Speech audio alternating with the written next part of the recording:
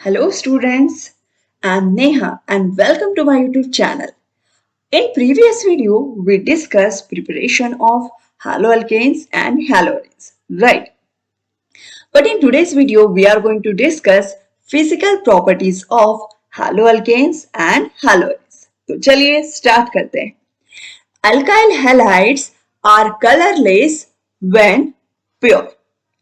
यानी कि जब ये अल्काइल हैलाइड्स प्योर फॉर्म में प्रेजेंट होते हैं तो वो कैसे होते हैं? कलरलेस होते हैं, राइट? बट जो ब्रोमाइड्स और आयोडाइड्स होते हैं वो क्या करते हैं? कलर डेवलप करते हैं, यानी कि कलर इम्पार्ट करते हैं व्हेन एक्सपोज टू लाइट. मतलब जब लाइट के कांटेक्ट में आते हैं तब वो क्या करते हैं? कलर डेवलप करते हैं, राइट? अब लाइट बोले तो हम लोग बेसिकली क्या कंसिडर करेंगे? UV light, right? ओके, तो चलिए next point, many volatile halogen. ठीक है, वोलेटाइल मतलब जो वेपराइज होते हैं, राइट? तो ऐसे कंपाउंड, ऐसे हैलोजन कंपाउंड जो वेपराइज होते हैं, मतलब वो क्या करते हैं? उनमें से गैस निकलती है, राइट? तो वो कैसी स्मेल देती है? Sweet smell. मतलब जो वोलेटाइल हैलोजन कंपाउंड्स होते हैं उनकी क्या होती है? स्वीट स्मेल्स होती है, राइट? अब देखिए third point, methyl chloride, methyl bromide, ethyl chloride and some chlorofluoromethanes are gaseous at room temperature. ठीक है, अब आप इसमें देख रहे हो, इसमें हम लोगों ने बोला मिथाइल, मिथाइल, इथाइल एंड मीथेन्स. यानी कि इसमें आप देख रहे होंगे, आप लोग ऑब्जर्व कर रहे होंगे कि इसमें एक कार्बन या फिर दो ही कार्बन है, राइट? तो हम लोग कभी कभी तीन कार्बन भी कंसीडर कर लेते हैं, राइट? तो ऐसे हाइड्रोजन कंपाउंड जिनमें एक, दो या फिर तीन कार्बन एटम प्रेजेंट होते हैं वो कैसे होते हैं? Gaseous eight room temperature, right? But on the other hand जो हायर मेंबर होते हैं, मतलब जिनमें तीन कार्बन एटम से ज्यादा कार्बन एटम प्रेजेंट है, राइट? वो कैसे होते हैं? लिक्विड्स होते हैं या फिर सॉलिड्स होते हैं at room temperature, right? I hope you understood this three properties, right? तो in this physical properties we will discuss melting point and boiling points, density and solubility. Okay, so let's see first melting point and boiling points, right?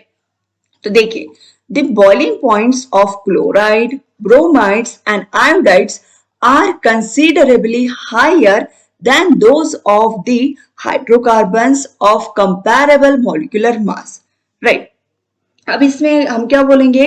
जिस carbon atom के साथ ये halogen जुड़ा रहता है, मतलब हैलोअल्केन बनता है, उस हैलोअल्केन का जो पैरेंट हाइड्रोकार्बन होगा, राइट? तो बेसिकली हम लोगों ने यहाँ पे कंसीडर कर लिया है मीथेन, राइट? और इससे क्या बना? Methyl chloride, right? कब? जब हम लोगों ने इसमें क्या डाला? Cl डाला, राइट? मतलब क्लोराइड डाला, राइट? अब देखिए इस Cl ने क्या कर दिया? एक हाइड्रोजन एटम को रिप्लेस कर दिया, राइट? अब इसने अगर इसे रिप्लेस कर दिया, राइट? अब देखिए कि रिप्लेस हो गया, राइट? तो आप कंसीडर कर सकते हो कि इस हाइड्रोजन का और इस Cl का मॉलिक्यूलर मास में डिफरेंस होगा, राइट? मतलब Cl का मॉलिक्यूलर मास ज्यादा होगा as compare to hydrogen, right? तो देखिए, तो इसकी वजह से क्या होगा? ये जो Cl है ये क्या है? मोर इलेक्ट्रोनेगेटिव है और कार्बन क्या है? इलेक्ट्रोपॉजिटिव है. इसकी वजह से इस पे क्या आएगा? पार्शियल नेगेटिव चार्ज और पार्शियल पॉजिटिव चार्ज, राइट? अब ये पार्शियल पॉजिटिव और नेगेटिव चार्ज आने की वजह से इनमें क्या हो जाएगा? इंटरमोलिकुलर फोर्सेस क्या हो जाएंगे? स्ट्रॉन्ग हो जाएंगे, राइट? अब इनके इंटरमोलिकुलर फोर्सेस स्ट्रॉन्ग हो गए, इसकी वजह से क्या हो जाता है? देखिए, इसकी वजह से क्या होता है? जो बॉइलिंग पॉइंट होता है वो क्या हो जाता है? इंक्रीज हो जाता है, मतलब क्या हो जाता है? हाई हो जाता है, ठीक है? As compare to parent hydrocarbon, right? मतलब ये जो हैलोअल्केन बना है इसका पैरेंट हाइड्रोकार्बन कौन है? यस, मीथेन है. मतलब इस मीथेन के कंपेयर में इस हैलोअल्केन का मतलब बॉइलिंग पॉइंट क्या होगा? ज्यादा हो जाएगा, राइट? तो देखिए ये जो बॉइलिंग पॉइंट बढ़ रहा है इसके तीन रीजंस देख लिए हम लोगों ने. चलिए देखते हैं. देखिए first is greater polarity. Obviously ये जो कार्बन Cl का बॉन्ड बनेगा इसमें क्या आ जाएंगी? पोलैरिटी आ जाएंगी, right? Second, higher molecular mass of halogen as compared to the parent hydrocarbon? Yes, right. ये जो parent hydrocarbon है इसका मास कैसा है, लेस है एज कंपेयर टू जो हमारा हैलो अल्केन बना है, राइट. और थर्ड पॉइंट है the intermolecular forces of attraction are stronger in halogen derivative, right. ये जो CCl बॉन्ड बना है, CCl बॉन्ड, इसका क्या है, फोर्स ऑफ अट्रैक्शन ज्यादा स्ट्रॉन्ग है, right, as compare to this parent hydrocarbon, right. इन तीनों रीजन की वजह से क्या हो जाता है, जो क्लोराइड, ब्रोमाइड और आयोडाइड है, इनका क्या हो जाता है, बॉइलिंग पॉइंट ज्यादा हो जाता है, मतलब इंक्रीज हो जाता है. ठीक है, चलिए अभी हम लोग कंसीडर करते हैं. देखिए, the boiling points of isomeric halo alkanes decrease with increase in branching, right. अब यहाँ पे क्या हो रहा है, जो हैलो अल्केन्स है, आइसोमर मतलब जिनका सेम मॉलिक्यूलर फॉर्मूला होता है बट डिफरेंट स्ट्रक्चरल फॉर्मूला होता है, राइट. ऐसे क्या होता है, हमारे आइसोमेरिक फॉर्म होते हैं, राइट.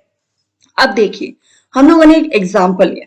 किसका एग्जांपल लिया, एक लिया हम लोगों ने bromomethane, sorry bromobutane, right. Second लिया हम लोगों ने 2 ब्रोमोब्यूटेन और थर्ड लिया 2 ब्रोमो 2 मिथाइल प्रोपेन. ठीक है, ये 3 एग्जांपल लिए हम लोग.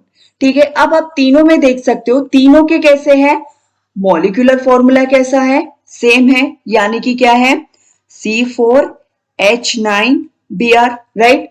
तीनों में कार्बन एटम 4 है, 9 हाइड्रोजन एटम है और एक ब्रोमीन, राइट. ठीक है, तो देखिए इनका जो मॉलिक्यूलर फॉर्मूला है वो कैसा, सेम है, बट डिफरेंस क्या है, स्ट्रक्चर में डिफरेंस है, राइट. अब देखिए, फर्स्ट इसमें क्या है, एक भी ब्रांचिंग नहीं है. सेकंड इसमें सेकंड कार्बन पे Br आ गया, लेकिन आप थर्ड कार्बन में थर्ड स्ट्रक्चर में देख सकते हो कि यहाँ पे बहुत सारी ब्रांचिंग है, राइट. अब देखिए, इसका जो सरफेस एरिया है, ठीक है, वो इतना है, राइट. लेकिन इसका जो सरफेस एरिया है वो ऐसा राउंड शेप में आ गया, राइट.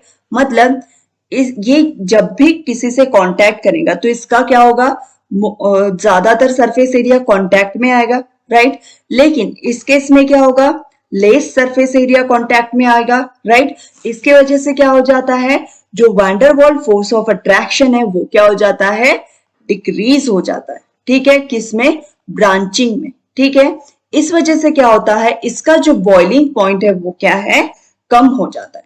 अब वैंडरवाल फोर्सेस ही कम हो गए तो ऑब्वियसली बॉइलिंग पॉइंट भी क्या हो जाएगा, कम हो जाएगा.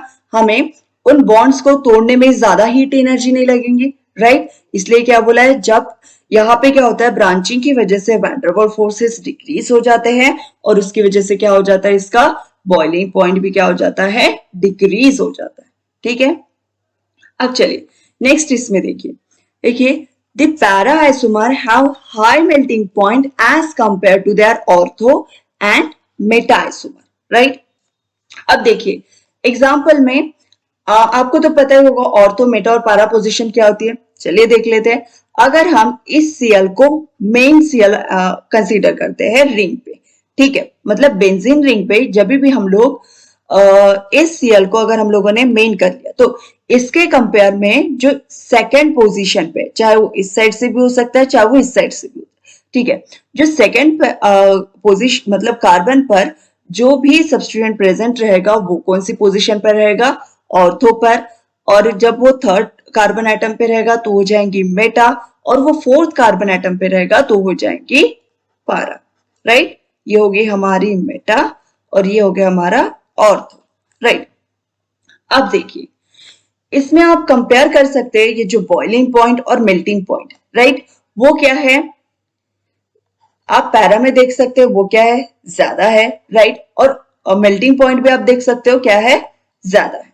ठीक है, अब आप देख रहे होंगे कि पैरा में क्यों है. देखिए, the para isomer have high melting point as compare their ortho and meta isomer. देखिए, इसका जो मेल्टिंग पॉइंट है वो मेटा और ऑर्थो के कंपैरिजन में क्या है, बहुत ज्यादा है, राइट. लेकिन इसका रीजन क्या है, इसका रीजन ये है कि ये जो पैरा आइसोमर है वो क्या है, सिमेट्रिक है, ठीक है, आप देख सकते हो पैरा आइसोमर में आप देख सकते हो क्या है, सिमेट्री प्रेजेंट है। ठीक है, अब ये सिमेट्रिकल होने की वजह से क्या हो जाता है, ये फिट हो जाता है क्रिस्टल लैटिस के फॉर्मेट में, राइट। देखिए, fits in crystal lattice as compare to ortho and meta isomer. इसकी वजह से क्या हो जाता है, इसका जो मेल्टिंग पॉइंट है वो क्या हो जाता है, ज्यादा हो जाता है। ठीक है, अब आपको पता है जो भी कंपाउंड सिमेट्री होता है वो क्या होता है, स्टेबल होता है। ठीक है, और स्टेबल कंपाउंड कैसे होते हैं, अगर हम स्टेबल कंपाउंड को उनके बॉन्ड्स को ब्रेक करने की कोशिश करें तो हमें क्या लगेंगी, ज्यादा अमाउंट ऑफ हीट लगेंगी, राइट। अब ज्यादा अमाउंट ऑफ हीट लग रही है मतलब उसका क्या हो रहा है, मेल्टिंग पॉइंट क्या हो रहा है, इंक्रीज हो रहा है। अंडरस्टूड, मतलब जो पैरा पोजीशन है वो कैसी होती है, स्टेबल पोजीशन होती है, जिसकी वजह से क्या हो जाता है, जो मेल्टिंग पॉइंट है वो क्या हो जाता है, हाई हो जाता है। ठीक है, अब नेक्स्ट है डेंसिटी।